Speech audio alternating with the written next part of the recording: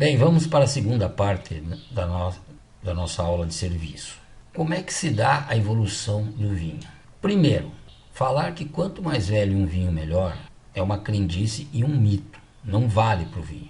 O vinho tem uma capacidade limitada de qualidade. Os tempos médios ideais, eles dependem de 4 fatores: do teor alcoólico, do nível de açúcar, da acidez e da tanicidade em relação aos vinhos tintos. O que é tanicidade? A quantidade de taninos. Então, quanto maior for o teor alcoólico, quanto maior for o nível de açúcar, quanto maior for a acidez e quanto maior for a tanicidade, mais longevos esses vinhos são, ou mais tempo eles duram com qualidade. Então a vida útil dele é muito maior. A evolução do vinho, como é que se dá? Então nós temos a qualidade nesse eixo e o tempo nesse. Então o vinho, quando ele é embarricado em carvalho, ele tem um período em que sobe a qualidade dele lentamente. E em seguida ele tem um período que a qualidade sobe rapidamente. Nesse período, até chegar aonde é o ponto que se chama de juventude do vinho, o vinho não é adequado ainda para ser bebido.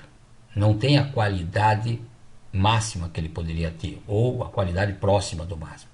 Quando ele chega à juventude, ele praticamente, a qualidade dele aumenta devagar, que nem está aqui, até chegar à maturidade plena. Chegou na maturidade plena, ele perde a qualidade muito rapidamente. E se chegar aqui, ele estragou totalmente. Então, que tempo que eu tenho que consumir esse vinho? Entre o ponto da juventude e o ponto da maturidade plena, nesse período aqui.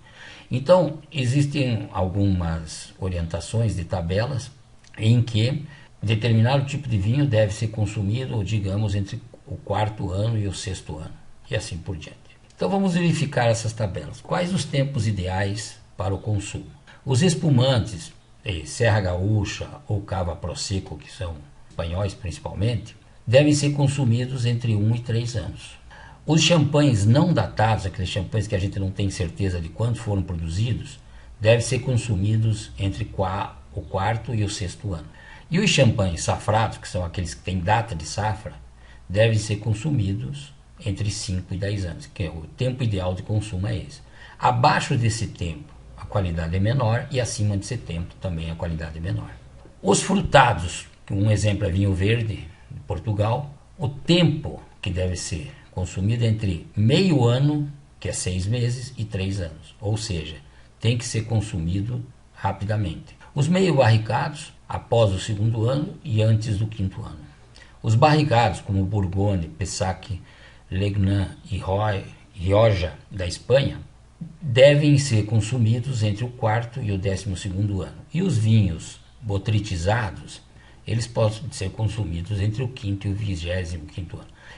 Esses vinhos conseguem ter essa longevidade porque as uvas que eles são produzidos são atacadas bem no final da maturação da uva por um fungo chamado botrytis. Esse fungo deixa os bagos de uva igual aqui, embaixo aqui nessa figura, quase uma uva passa. A concentração de açúcar nessas uvas se torna muito maior e esses fungos acrescentam sabor no vinho proveniente dessas uvas e acrescentam a capacidade desses vinhos serem maturados em carvalho. Então aumenta muito a afinidade desses vinhos com a madeira carvalho. Então eles podem ser consumidos até 25 anos. Os vinhos rosados secos e meio secos, que nem as champanhes lá, entre 1 e 3 anos. Os vinhos jovens ou claretes, o Beaujolais e o Valpolicella, esse da França, esse da Itália, de 0,25 a 3 anos. 0,25 representa 3 meses. Então esses vinhos são vinhos que se deve consumir muito jovem. Os de meia guarda são aqueles com pouca maturação em madeira, após o 2º ano e antes do 8º ano. E os de guarda, né, os Bordeaux, Bourgogne e Nebbiolo, após o 6º ano e antes do 20º ano. Agora, nós vamos mostrar os padrões de consumo para vocês calcularem um evento. Quanto de vinho eu vou ter que comprar para atender aquele tipo de evento. Então, num evento de degustação, o máximo que se deve usar é 94 ml por pessoa, que dá um rendimento de uma garrafa para 8 pessoas.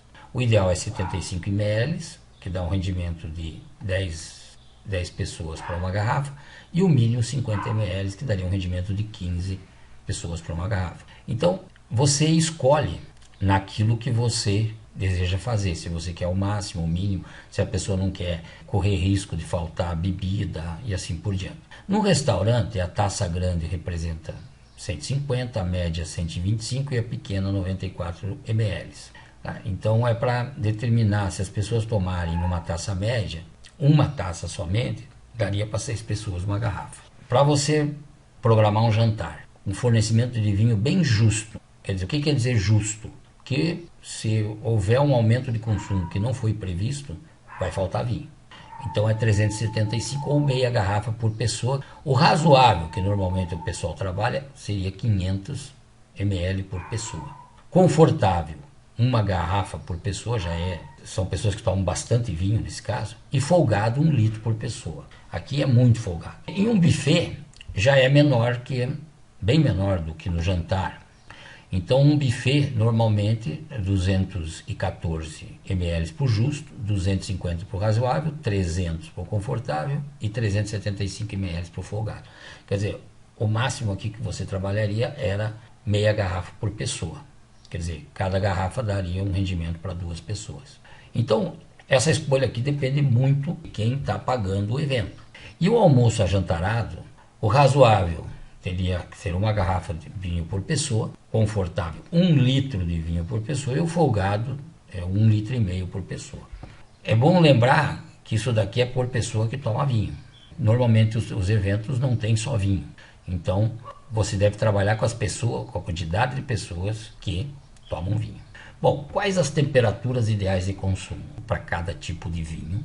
Entre essas temperaturas, ele vai fornecer para quem está degustando o potencial máximo de aroma que ele tem e o potencial máximo de sabor que ele tem.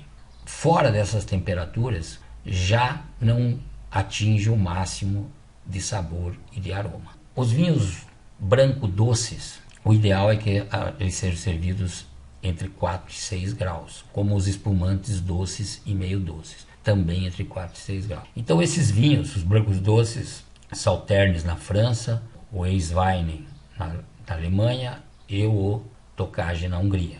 Os espumantes doces e meio doces, no caso da França, são a Champagne D e o Demi-sec.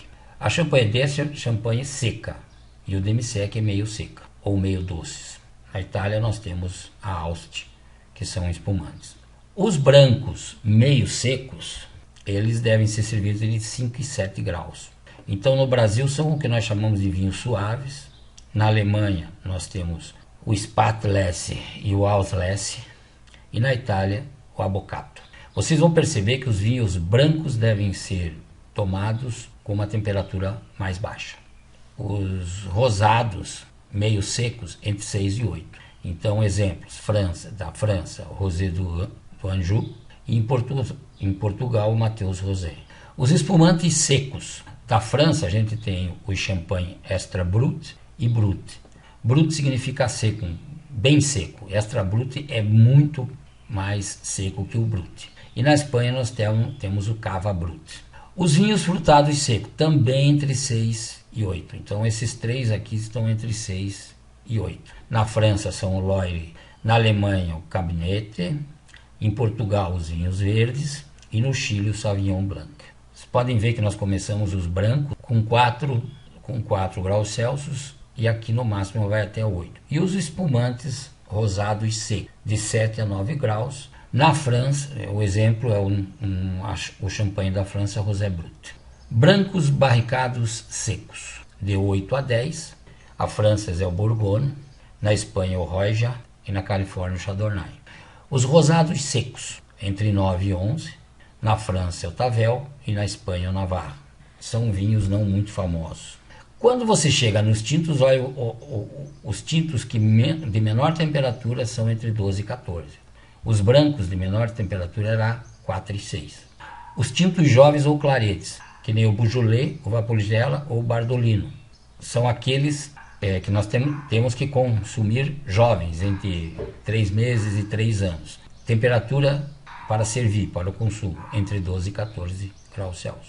Os tintos de meia guarda, entre 14 e 16 graus Celsius. Que tintos são esses? A maioria dos tintos econômicos. Quando são varietais, se fala em reservados e reserva.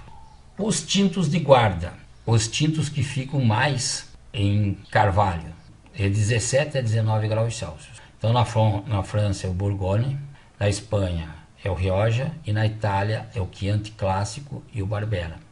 E os tintos de guarda, mas que são encorpados, a temperatura é mais alta, entre 18 e 20 graus. Então nós temos na França, os exemplos que nós temos na França é o Bordeaux e o Rhône, na Itália o Barolo e o Amarone, na Espanha o Ribera del Duero e o Priorato, em Portugal o Douro e o Alentejo, na Austrália o Shiraz, na Argentina o Malbec e na Califórnia, que é nos Estados Unidos, o Cabernet Sauvignon.